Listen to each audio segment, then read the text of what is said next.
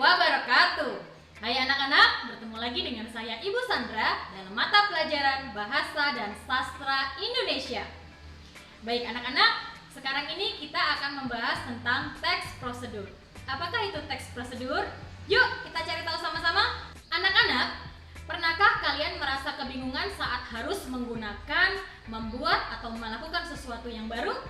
Misalnya kalian membeli mainan baru dan tidak tahu bagaimana cara mengoperasikannya. Atau ketika kalian ingin membuat sesuatu tetapi bingung untuk memulainya. Disinilah kita memerlukan petunjuk. Dalam kaitannya dengan hal tersebut, inilah gunanya kita mempelajari tentang teks prosedur. Apakah itu teks prosedur? Teks prosedur adalah suatu bentuk teks yang berisi langkah-langkah atau tahapan-tahapan yang harus dipenuhi dalam melakukan suatu kegiatan agar kegiatan tersebut berjalan dengan baik. Jika suatu langkah atau tahapan ada yang tidak kita lakukan, hal tersebut bisa membuat kegiatan yang dilakukan menjadi terhambat, bahkan gagal. Dalam kehidupan sehari-hari, banyak sekali teks prosedur yang dapat kita temukan.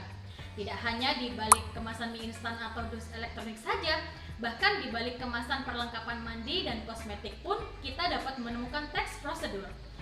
Tentu kalian pernah melihatnya, bukan? Baiklah anak-anak, melalui video ini sekarang kalian sudah paham tentang pengertian teks prosedur ya.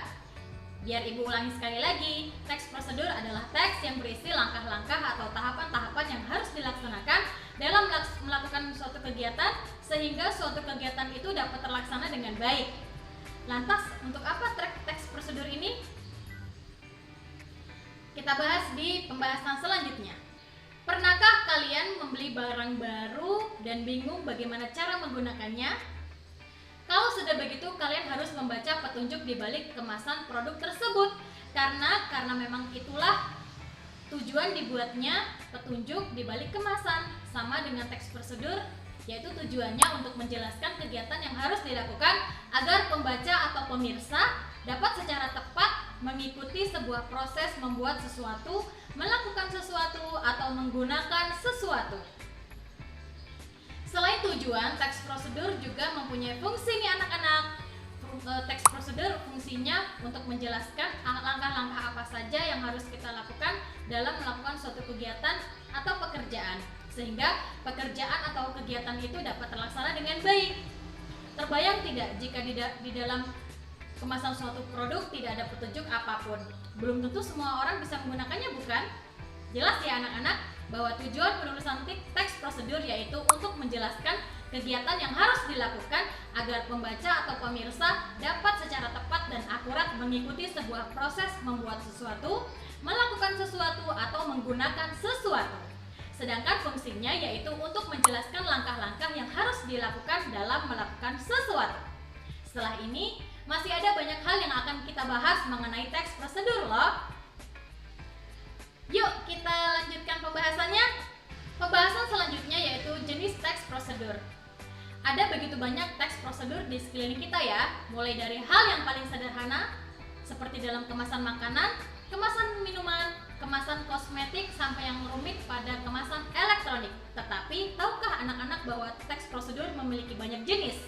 Jenis teks prosedur dibagi menjadi 3, yaitu teks prosedur tentang cara menggunakan atau mengoperasikan sesuatu, teks prosedur tentang cara membuat sesuatu, dan teks prosedur tentang cara melakukan sesuatu. Sekarang Ibu akan memberikan contoh dari masing-masing teks prosedur yang tadi sudah kita bahas. Pertama, untuk jenis teks prosedur tentang cara menggunakan atau mengoperasikan sesuatu, contohnya adalah cara memainkan alat musik. Kedua, untuk teks prosedur tentang cara membuat sesuatu, contohnya adalah cara membuat minuman tradisional. Ketiga, untuk teks prosedur tentang cara melakukan sesuatu, contohnya adalah cara melakukan gerakan tarian tertentu. Baiklah anak-anak, kita sudah membahas tentang jenis-jenis teks prosedur beserta dengan contohnya ya.